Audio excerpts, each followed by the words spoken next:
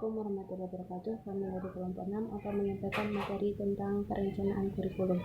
Pengertian perencanaan kurikulum. Perencanaan merupakan tahap awal dalam sebuah manajemen sesuatu untuk mencapai suatu tujuan yang hendak dicapai.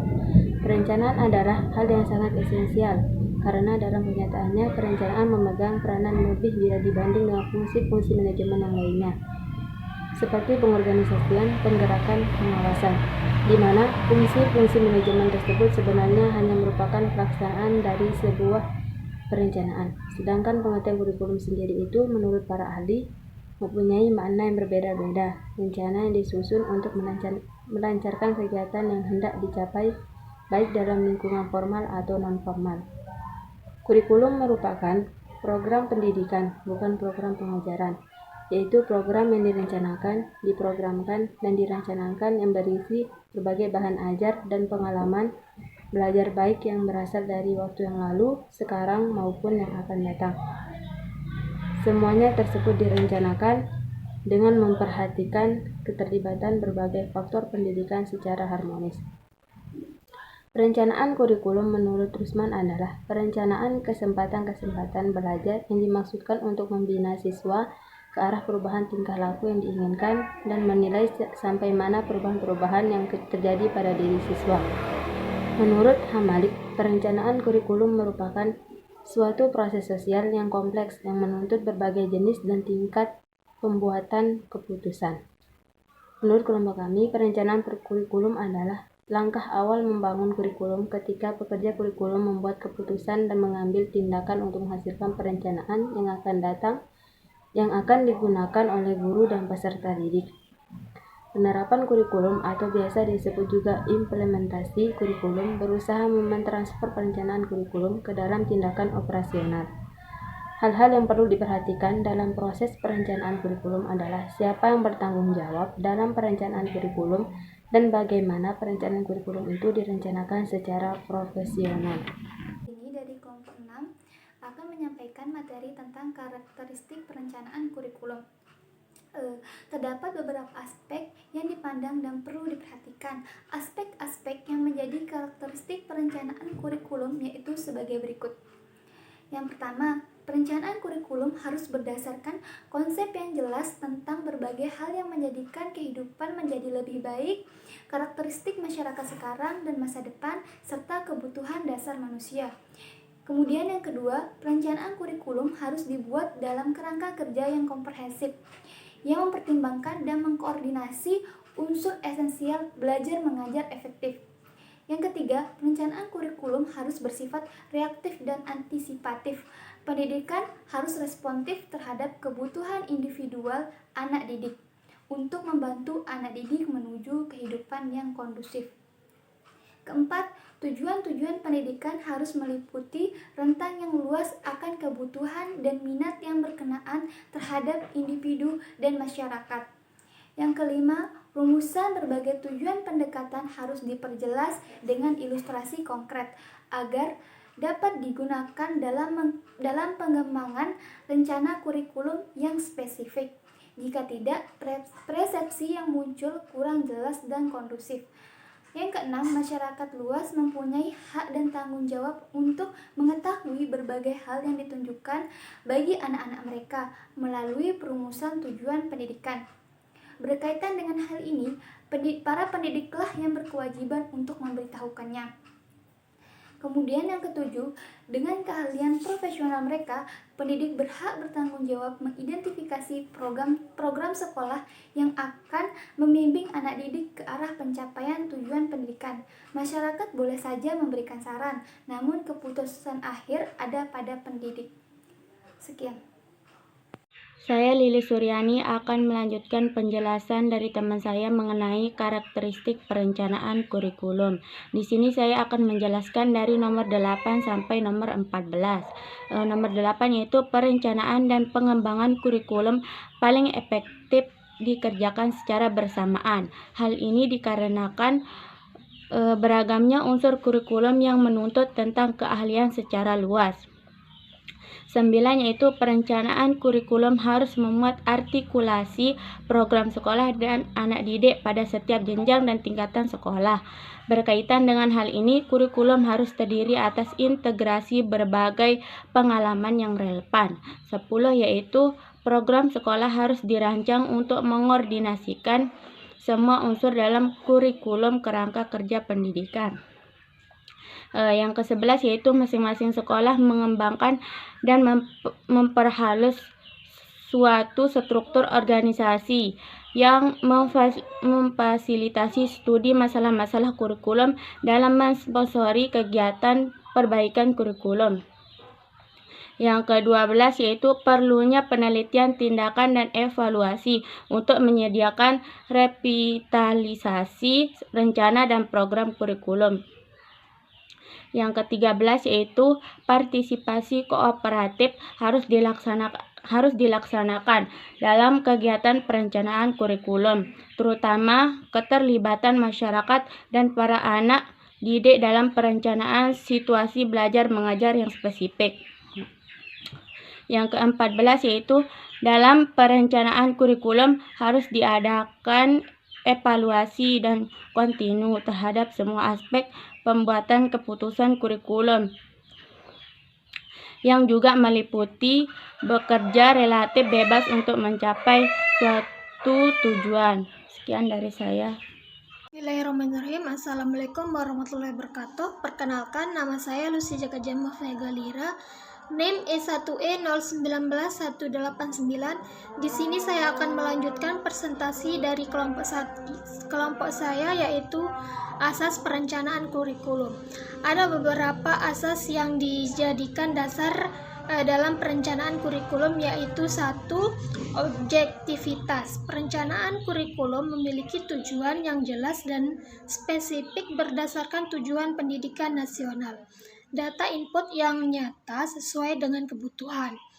Kedua, keterpaduan. Perencanaan kurikulum memadukan jenis dan sumber dari semua disiplin ilmu. Keterpaduan sekolah dan masyarakat, keterpaduan internal, serta keterpaduan dalam proses penyampaian. 3. Manfaat. Perencanaan kurikulum menyediakan dan menyajikan pengetahuan dan keterampilan sebagai bahan masukan untuk pengambilan keputusan dan tindakan, serta bermanfaat sebagai acuan strategi dalam penyelenggaraan pendidikan.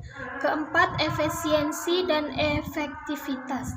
Perencanaan kurikulum disusun berdasarkan prinsip efisiensi dana, tenaga, dan waktu dalam mencapai tujuan dan hasil pendidikan. Kemudian 5. Kesesuaian. Perencanaan kurikulum disesuaikan dengan sarana peserta didik, sasaran peserta didik, kemampuan tenaga kependidikan, kemampuan iptek, dan perubahan atau perkembangan masyarakat. 6. Keseimbangan. Perencanaan kurikulum memperhatikan keseimbangan antara jenis bidang studi, sumber yang tersedia, serta antara kemampuan dan program akan dilaksanakan. Ketujuh, kemudahan.